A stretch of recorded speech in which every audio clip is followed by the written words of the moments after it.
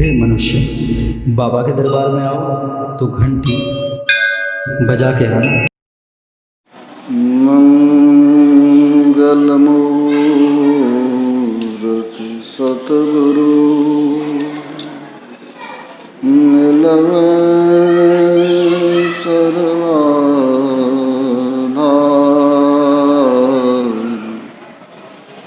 मंगलमय मंगल करण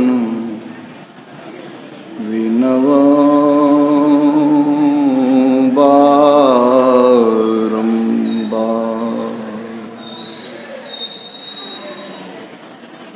परमात्म तत्व में प्रनिष्ठित आराध्य देव के चरणों में शतकोटि नमन। आराध्य देव की प्रतिमूर्ति एवं संत मत के वर्तमान आचार्य श्री के चरणों में शत शत नमन। उपस्थित पूज्यपाद स्वामी प्रमोद जी महाराज, स्वामी सत्यप्रकाश जी महाराज एवं अन्य संतजन, आदरणीय धर्म प्रेमी सज्जनों, आदरणीय माताओं एवं भक्तिमती बहनों, अभी हम लोग श्रद्धेय स्वामी सत्यप्रकाश बाबा से बड़ा ही सुंदर ढंग से श्रवण कर रहे थे कि हमारा जो मन है यही दुखों का कारण है। इस मन के कारण ही हमें जीवन में दुख मिलता है या बंधन मिलता है। इस मन के कार्य को कैसे रोका जाए? अध्यात्मवेत्ताओं ने कहा हमारे यहाँ ये 14 इंद्रियों की मान्यताएं हैं। 5 ज्ञान इंद्रियां हैं, आँख, कान, नाक, जीभ और त्वचा। इस 5 ज्ञान इंद्रियों से इस 5 विषयों का ज्ञान करते हैं। और 5 कर्म इंद्रियां हैं, वह मुंह, हाथ, पैर, गुदा और लिंग। ये 5 कर्म इंद्रियां हैं। इसी 5 इंद्रियों के माध्यम से हम कोई काम को करते हैं। इस 10 इंद्रियों को तो हम लोग जानते हैं, देखते भी हैं, लेकिन 4 अंतःकरण की इंद्रियां हैं जिसको हम लोग देख नहीं पाते हैं। वह सूक्ष्म है। वह 4 अंतःकरण की इंद्रियां कौन सब है? तो मन, बुद्धि, चित्त और अहंकार। मन का काम है किसी बात का संकल्प विकल्प करना, और बुद्धि उसका निर्णय दे देती है। अहंकार से मैंपन का ज्ञान होता है। और चित्त जो है यह स्पंदन का काम करता है, डोलते रहता है। इसी के कारण ये श्वास की क्रिया चलती रहती है। हमारे ऋषियों ने कहा ये जो हमारा मन का संबंध हमारे और सब इंद्रियों से हो जाता है। जब हमारा मन किसी विषयों को सोचने लगता है, उसका चिंतन करने लगता है, तब स्वाभाविक रूप से श्वास की गति तीव्र हो जाती है। और अगर हम विषयों का चिंतन नहीं करते हैं, किसी गहन अध्यात्म तत्व का चिंतन करने लगते हैं, तो स्वतः श्वास की गति धीमी होने लगती है। संतों ने कहा इस श्वास की गति को कैसे कम किया जाए। हमारे ऋषियों ने कई तरह की व्यवस्था दिया। लोगों ने कहा योग कीजिए, योग में भी हठ योग है, योग में भी सहज योग है। कौन सा योग करें? हठ योग का मतलब हठ पूर्वक, बल पूर्वक उसको रोका जाए। लेकिन गुरुदेव कहने की कृपा की, इसमें हठ पूर्वक किसी कार्य को करने की आवश्यकता नहीं है। यह अगर आपके पास युक्ति है तो युक्ति के माध्यम से आप धीरे धीरे अपने मन को वश कर सकते हैं। ये जो हम लोगों का मन है, मन बड़ा चंचल है। यहाँ से पटना जाने में, दिल्ली जाने में बहुत कम समय लगता मन को, लेकिन प्लेन से भी अगर चलेंगे तो 2 घंटा में दिल्ली पहुँचेंगे। लेकिन इस मन को जाने में देर नहीं होता, 1 सेकंड में दिल्ली पहुँचता है, लाल किले को देखता है, ताजमहल को देखता है, पुनः लौट के आ जाता है। ये मन बड़ा चंचल है, इनकी गति भी बहुत तीव्र है। एक बहुत बड़े वैज्ञानिक हुए जिनका नोबेल पुरस्कार भी मिला, उनको आप लोग जानते हैं, आइंस्टीन। बहुत बड़े ऊंचे दर्जे के वैज्ञानिक हुआ उन्होंने सापेक्षता का सिद्धांत दिया। आज जो हम परमाणु बम देखते हैं उन्हीं का दिया हुआ है, उन्हीं के सिद्धांत पर परमाणु बम लोगों ने तैयार किया। उनका कहना था जो जितना सूक्ष्म होता है वह उतना अधिक गतिशील होता है। तो हमने देखा संसार में बहुत चीज़ों को आप देखते हैं, बड़े बड़े जेट विमान, नेट विमान सब निकला है, लेकिन सबके सामने, सब जो मन के सामने बौना पड़ जाता है। मन की गति बहुत अधिक, क्यों? तो मन बहुत सूक्ष्म है।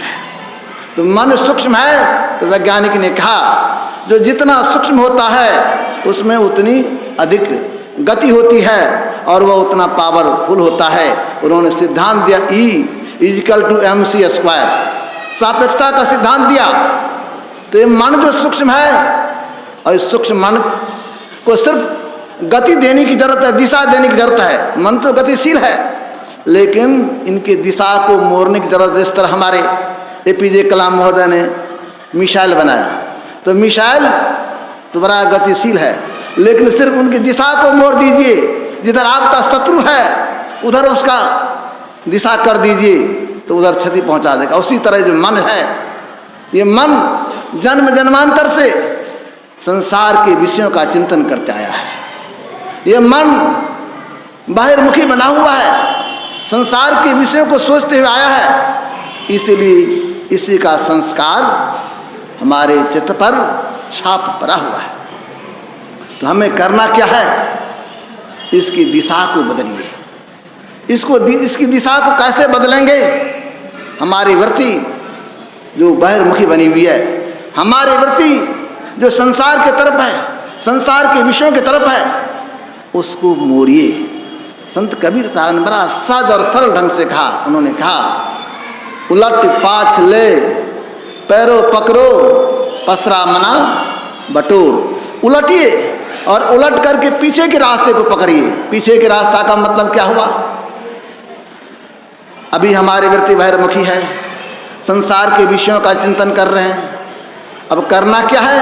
तो बाहर का चिंतन को छोड़ना है और अंतर के चिंतन, अंतर की तरफ अपने वृत्ति को करना है।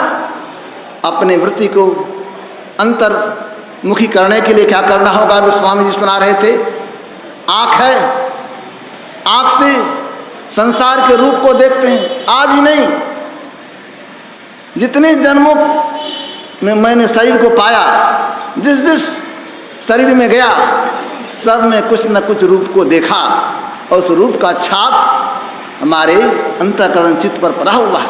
अब जो पड़ा हुआ है, अब जो पड़ गया तो पड़ गया, फिर बाहर का चिंतन न हो बाहर का विषय रूप न आवे। तो संतों ने कहा ये 5 विषय में सबसे प्रभावकारी क्या है? ये रूप है। रूप सबसे विशेष प्रभावकारी है, इसीलिए रूप को ही रोका जाए, आँख को बंद किया जाए। आँख को बंद करने के लिए क्या करना होगा? संतों ने कहा अगर संसार के रूप जो देखते हैं उसका छाप पड़ता है, इसीलिए आँख बंद कीजिए।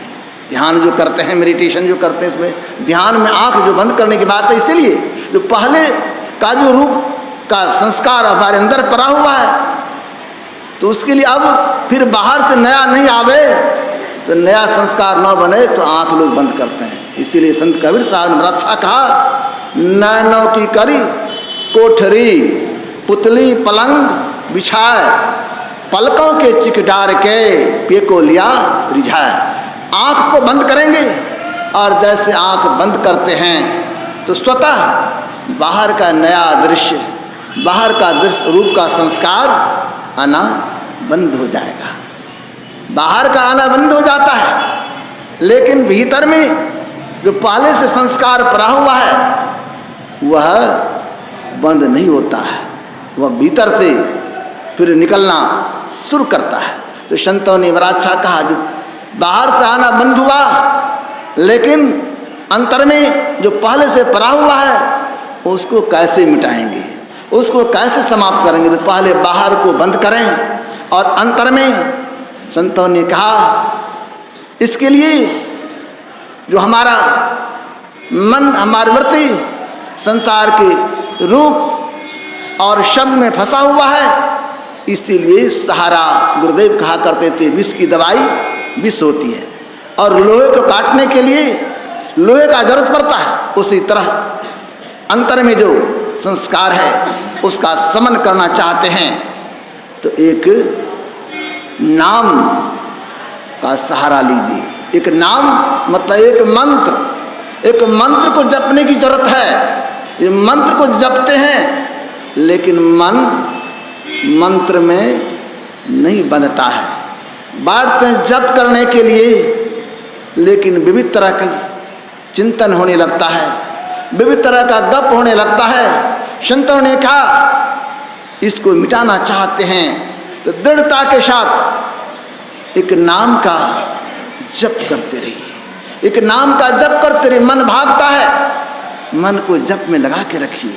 मन भागता है, मन को जप में लगा के रखिए, और धीरे धीरे जप से जब मन लग के रहेगा, जपात सिद्धि, जपात सिद्धि, जप से सिद्धि की बात करते जप करेंगे तो धीरे धीरे मन, जब मन मंत्र से लगता है, और ये जो हमारा मन संसार के रूपों में फंसा हुआ है, तो नाम से संबंधित रूप का भी चिंतन करने की आवश्यकता है। दरअसल में जिसका जप ठीक ठीक होने लगता है तो उनके अंदर फिर ये जो मानस ध्यान की बात जो कहते हैं, तो उनको परेशानी कम होती है।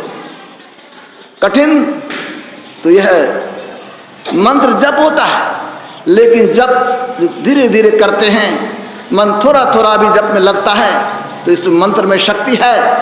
और इसके माध्यम से संतों ने कहा ये जो नाम है, नाम से रूप बंधा हुआ है। गोस्वामी जी महाराज कहते उस परमात्मा का नाम और रूप दुई इस उपाधि, उस परमात्मा की नाम और रूप उपाधि है, और नाम और रूप में कौन बड़ा है कौन छोटा है ये कहा नहीं जा सकता है। नाम और रूप का संबंध मालिक और नौकर से कहा गया है, इस तरह का होता है। जिस तरह नाम जप करते हैं तो स्वतः रूप भी आ जाता है। गुरुदेव से पूज्यपाद गुरु सेवी भगरत जी महाराज एक बार पूछे, हजूर जो ध्यान करते हैं मानस जप और मानस ध्यान, तो जो सूरदास हैं जन्मांध हैं, तो वे कैसे करेंगे मानस ध्यान? वो तो कभी किसी रूप को देखा नहीं है। तो गुरुदेव कहने कृपा के देखो जी, जो जन्मांध है उसको तो और जल्दी मानस ध्यान हो जाएगा। कहा हुजूर कैसे? कहा जिस तरह कोरा कागज होता है उस पर किसी चीज़ को लिखने में परेशानी नहीं होती है, तो जो कभी किसी रूप को इस जन्म में नहीं देखा, जन्मांध है, तो पहले जो कुछ देखा वही ना संस्कार है। नया शरीर में जो आया तो नए रूप को तो नहीं देखा है, तो वे जब जप करने लगेंगे तो मंत्र में शक्ति है। जब ठीक ठीक जप करेंगे तो स्वतः जिस मंत्र को जपता है तो इष्ट का भी दर्शन होने लगता है। गुरुदेव कहने की कृपा की जो उसको स्वतः उसका मानस ध्यान ठीक ठीक होने लगेगा। तो कहने का मतलब ये अपने मन को धीरे धीरे बस में करना है। इसके लिए संतों ने कहा करत करत अभ्यास के जरमति होत सुजान रस यावत जाते तिल पर परत निशान।